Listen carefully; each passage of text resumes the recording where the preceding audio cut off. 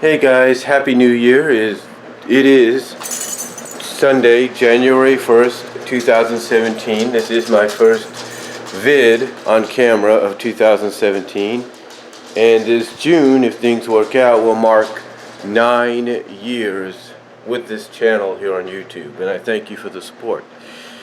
But, when we look back at 2016,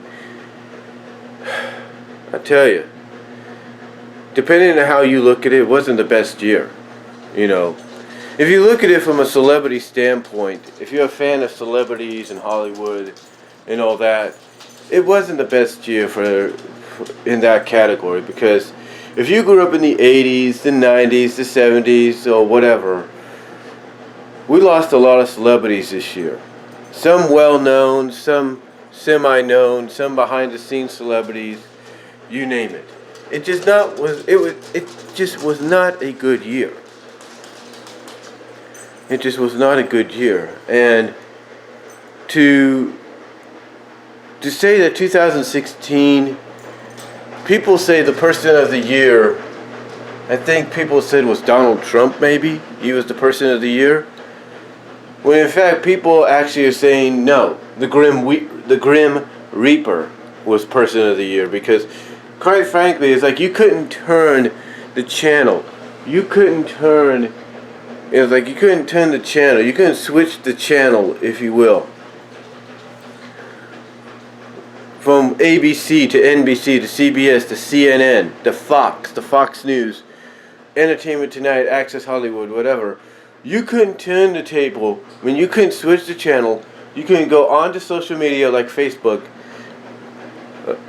and not see another celebrity death. You couldn't.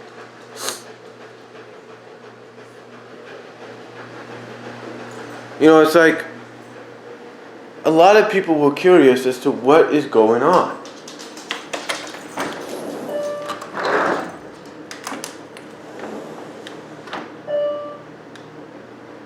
A lot of people were curious as to what was going on. What was the deal?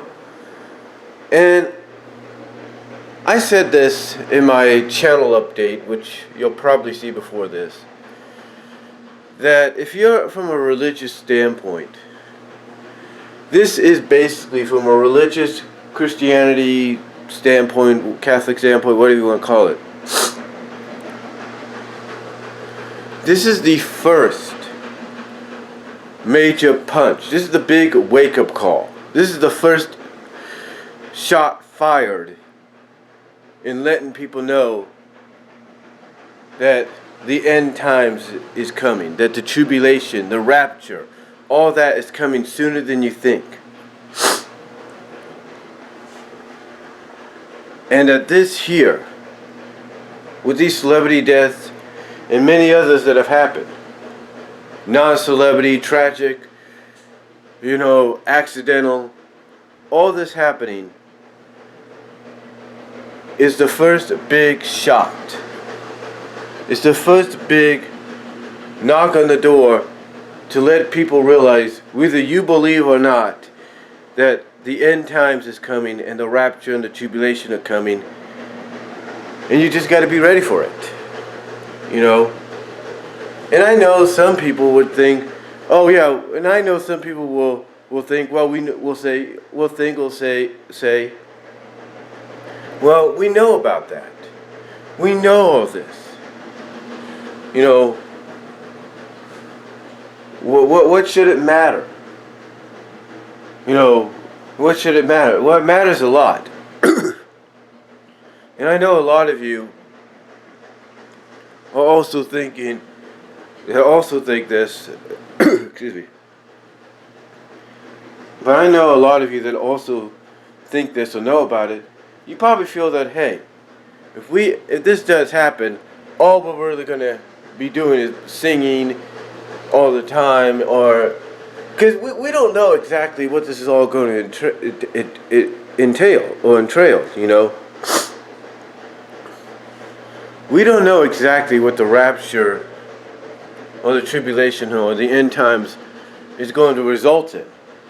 One time in a Bible study, I suggested it could be going back in time. In other words, go back back in time to when things began for all of us and reliving our lives the correct way, the right way. But we don't know. We don't know that. So, to me, because I am a born again Christian, I believe, and I told my mom this is the first big punch. This is the first big wake up call, the first the first shot fired, and letting us know that the time is coming and we got to be ready for it. Now, from a comic book standpoint, there are some good, if you're a fan of, let's say, the Sonic comic book, let's say, from a excuse me. But from a comic book standpoint, if you're a fan of, let's say, the Sonic comics, then this was a good year for you, because finally, after literally, what was it, 52 to 87, about 35, almost 3 years, if you count some of the universe arcs that tied in, about 3 years worth of story, the Shattered World Crisis arc finally came to an end. It came to an end finally this year. It would have came to an end a lot sooner, except, well, that's another downside with the comic book industry. Sometimes offices will be moved to other buildings, and that will interrupt printing and delay things and stuff like that. But 2016 will mark the end of the Shattered World Crisis arc, because there's a lot of people that were like, when is this going to end? And it finally did. So, yeah, 2016 is going to have its ups and downs, every ups and downs, and mostly a lot of people are going to look at it as a very down year, very not so good year. I mean, especially with the election, you had Clinton and Trump, and as the ones that were going to go up against each other. A lot of us pretty much knew, and I even said this in a video, it doesn't matter who won, it didn't matter who won, we're all screwed in the end. And, pretty much Trump's the one that ended up winning, and and mostly a lot of people feel that Trump, well, it's kind of split on Trump in a way. Mostly a lot of people don't want him there. You have a lot of people, even to this day, led by one woman that wants to try to get the popular vote acknowledged and try to, and I guess in their way, they're not saying it, but in their way, try to get Clinton in instead of Trump. So, it's just one of those situations. Just one of those situations to where, like I said, it didn't matter who won. We're going to get screwed anyway. And those that did like the fact that Trump won, hey, they probably feel he's the kind of president we need right now, because he'll say it like it is and take no BS. He'll take no BS. So, yeah, like I said, 2016's looked at with its ups and downs, mostly down to a lot of people. I mean, me, from a personal standpoint, it was okay. It was an okay year until me and my mom found out that our landlord was selling the house. Now, granted, he did give us first option, but he probably already knew we couldn't afford it. And it's like I told my mom, I think he's not telling us everything. And I think there's more to it than he's letting on. And for us to end up moving literally at the end of October, and my mom trying to work out with the landlord, hey, let me meet up with you a week later after everything's moved out. And for him to have the attitude of, oh, I gave you this, I was giving you this. It's like, I gave you enough time anyway. It's like, dude, she was going to let you. She said, hey, why don't you wait till the following weekend when everything's settled and we could go meet? and talk about it and show off, kind of walk around that now empty house, kind of show you how well it's been taken care of, and da.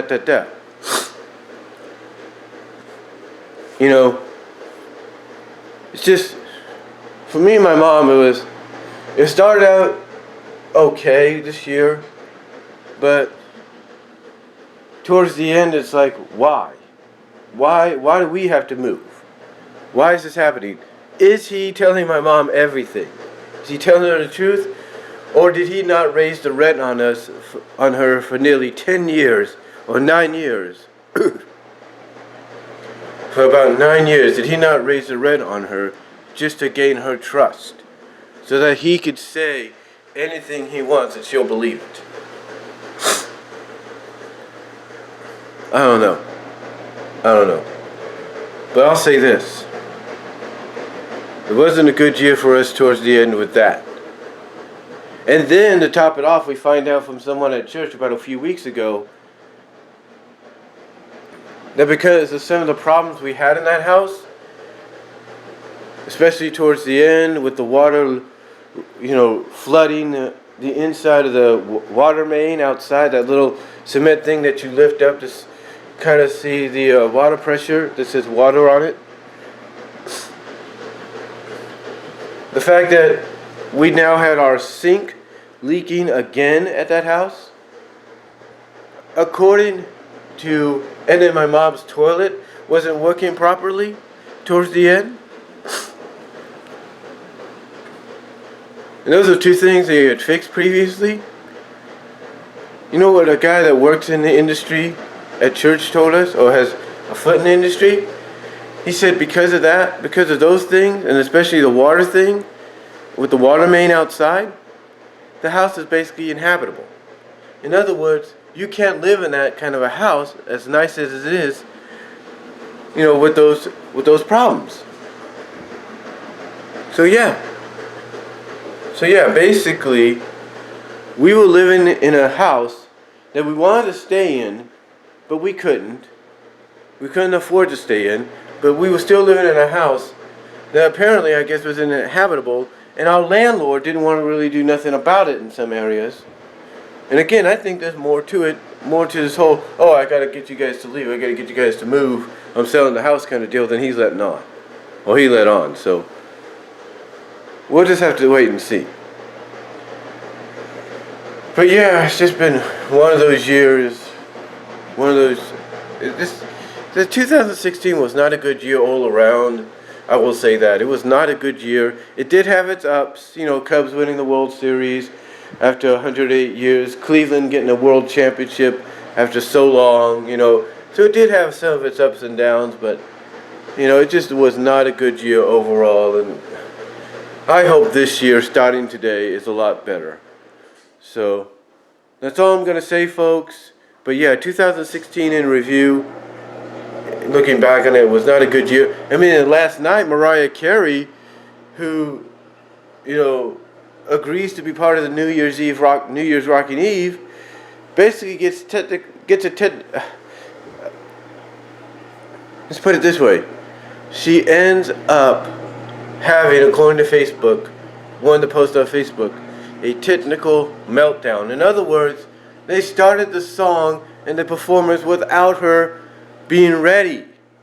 Her microphone and everything was messed up. Everything. She was just pissed off. And I don't blame her. You can lip sync to your music. You could do this, you could do that. But I don't blame someone like Mariah for being pissed off at the fact that you screwed up her performance or caused her to screw up on the performance. And I'm sure she's going to say something about it. So, anyway, I thought I'd let you guys, I just thought I'd let